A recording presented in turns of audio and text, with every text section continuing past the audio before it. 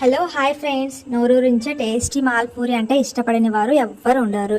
ఇంట్లో ఉండే కొన్ని ఇంగ్రీడియంట్స్తో ఇంట్లోనే చేసుకోవచ్చు పూరి. దీనికోసం కప్పు మైదా, కప్పు గోధుమ పిండి, కొంచెం సాల్ట్, బాదం, జీడిపప్పు, ఇలాచి వేసుకొని మెత్తగా దంచుకోవాలి.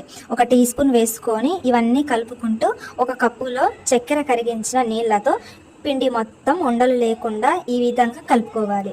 ఈలోపు ఒక బాండీలో పాలు తీసుకొని, నేను అంగన్వాడీలో ఇచ్చే పాల ప్యాకెట్ యూజ్ చేశాను. మీరు ఏదైనా యూజ్ చేసుకోవచ్చు.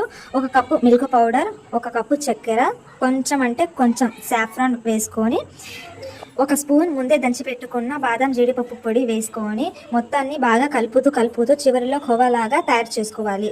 ఇంకో బాండీలో షుగర్ సిరప్ కోసం కప్పు చక్కెర, 2 గ్లాసుల వాటర్ వేసుకొని 5 నిమిషాలు బాగా వేడి చేసుకోవాలి.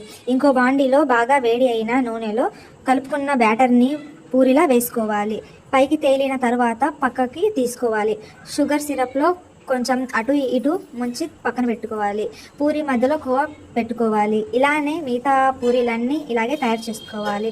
అంతే, పిల్లలు పెద్దలు ఎవరైనా తింటే ఆహా అని మళ్ళీ మళ్ళీ తినాలనిపించే రెడీ అయిపోయింది మన టేస్టీ మాల్ పూరి రెసిపీ. నచ్చితే ఒక చిన్న like, share, subscribe. Bye. Thank you to watch my video.